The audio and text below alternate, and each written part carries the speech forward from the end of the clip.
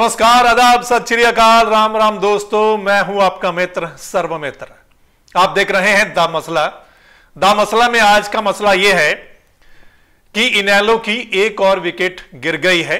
मतलब इनेलो के एक और विधायक, मौजूदा विधायक केहर सिंह रावत बीजेपी में शामिल हो गए हैं। केहर सिंह रावत पलवल के हथीन जो विधानसभा है वहां से मौजूदा विधायक हैं इनेलो पार्टी की ओर से।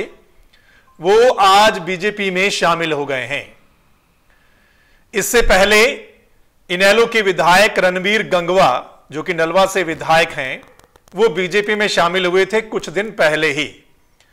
हमने कई दिन पहले ही आपको बता दिया था कि अभी कई और नेता लाइन में हैं जो बीजेपी में शामिल होंगे।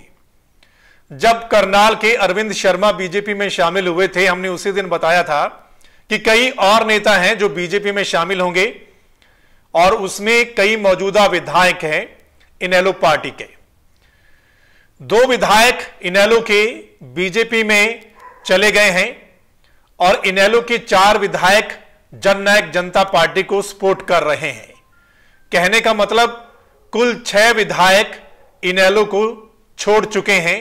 ये एक बड़ा झटका हम कह सकते हैं इनेलो को लोकसभा के चुनाव से पहले लगा है। दोस्तों, हम पहले भी आपको बताते रहे हैं हमेशा कि राजनीति में कुर्सी सबसे अहम है। कुर्सी के लिए पार्टी तो क्या, लोग सगे संबंधियों को भी छोड़ देते हैं। हमारे सामने कई उदाहरण हैं इसके कि कुर्सी की खातिर किस तरह लोग पार्टी को छोड़कर दल बदल हुआ, पार्टी अलग बन गई। और हरियाणा तो आया राम गया राम के नाम से पहले ही बहुत मशहूर है।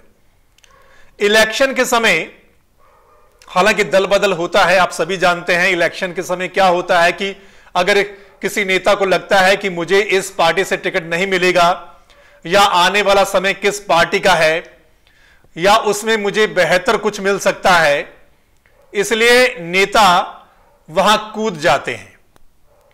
अब वो समय नहीं रहा कि कोई नेता किसी एक पार्टी के साथ हमेशा बंधा रहेगा। ऐसा बिल्कुल भी नहीं है।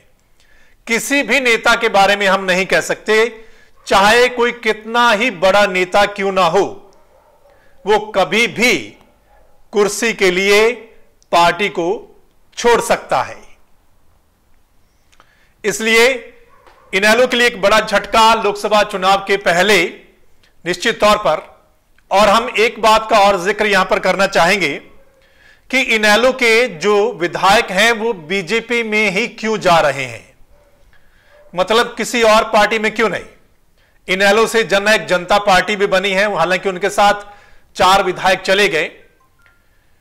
उनमें से एक नैना चौटाला है जो दुष्यंत चौटाला की माता हैं, उन्होंने तो जाना ही था। उनके अलावा 3 विधायक जो और हैं जिन्होंने जननायक जनता पार्टी को सपोर्ट किया।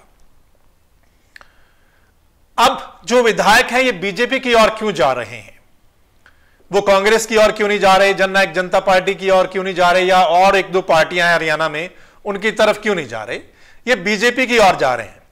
दरअसल बीजेपी में स्कोप है।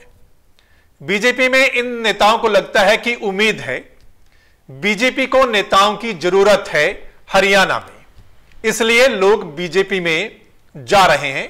और कहीं ना कहीं लोगों को लगता है कि शायद केंद्र में भी बीजेपी की सरकार आ जाए, और केंद्र में अगर आ गई तो हो सकता है कि आगे आने वाले समय में प्रदेश में भी इनेलो की सरकार आ जाए।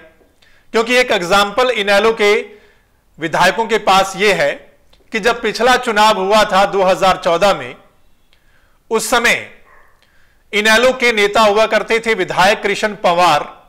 उनको पार्टी की ओर से टिकट नहीं मिला तो उन्होंने विधानसभा चुनाव से ठीक पहले बीजेपी ज्वाइन की। बीजेपी ने उनको टिकट दिया, वो विधायक चुने गए और मंत्री भी बन गए। मतलब इनेलो के नेताओं में कहीं यह भी चर्चा है कि अगर बीजेपी में चले जाते तो आज शायद मंत्री होते। इसलिए विधायकों को स्कोप बीजेपी में ज्यादा लग रहा है, इसलिए रास्ता बीजेपी ही है। कांग्रेस में पहले ही बहुत सारे नेता हैं, वहां टिकट की मारोमारी बहुत रहती है, टांग खींचने वाले बहुत रहते हैं। अगर आपको टिकट नहीं मिलता या मिल जाता है, बहुत सारा वो होता है। बीजेपी को अभी चेहरों की जरूरत है। पिछले चुनाव से पहले भी, चाहे लोकसभा का चुनाव था पिछला, चाहे विधानसभा का चुनाव था, बीजेपी ने कई लोगों को इंपोर्ट किया। कांग्रेस के नेताओं को शामिल करवाया बीजेपी में, इनेलो के नेताओं को शामिल करवाया बीजेपी में। अब फिर वही होने जा रहा है।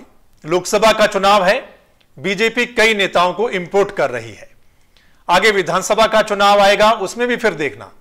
मतलब यह सिलसिला अब चलता रहेगा, क्योंकि चुनाव के समय अक्सर ऐसा होता है, दल बदल होता है। तो लोकसभा में भी बीजेपी को नेताओं की जरूरत है। माना यह जा रहा है कि बीजेपी खुद मानने लगी है कि तकरीबन 2 सीटों को छोड़कर बाकी सभी सीटों पर वो चेहरे बदलेगी, नए कैंडिडेट लेकर आएगी। हो सकता है रणबीर गंगवा जो हैं उनको भी चांस मिल जाए हिसार से लोकसभा के चुनाव लड़ने का। अरविंद शर्मा बीजेपी में शामिल हुए, हो सकता है उनको भी मौका मिल जाए। तो ये 2 चेहरे मिल गए, अब और चेहरों की जरूरत है।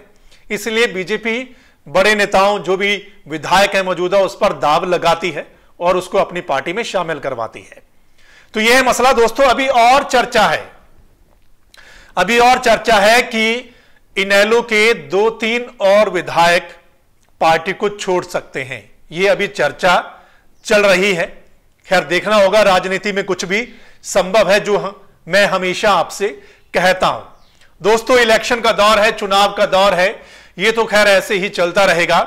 आज केहर सिंह रावत शामिल हुए, जो कि इनेलो के विधायक, साथ ही दीपा मलिक जो कि ओलंपियन हैं, उन्होंने देश के लिए मेडल जीते हैं पैरा ओलंपिक में, वो भी बीजेपी में शामिल हुई हैं। तो दोस्तों ये चलता रहेगा। सपना चौधरी का भी चल रहा है कि वो कांग्रेस में गई, फिर मना कर दिया। उस पर भी हम स्पेशल इसके बाद करेंगे, आप देखते रहिएगा। अगला जो हमारा है वो स्पेशल उन पर होएगा कि राजनीति में जाने से पहले ही सपना राजनीति सीख गई हैं। ये हम अगले टॉपिक में करेंगे।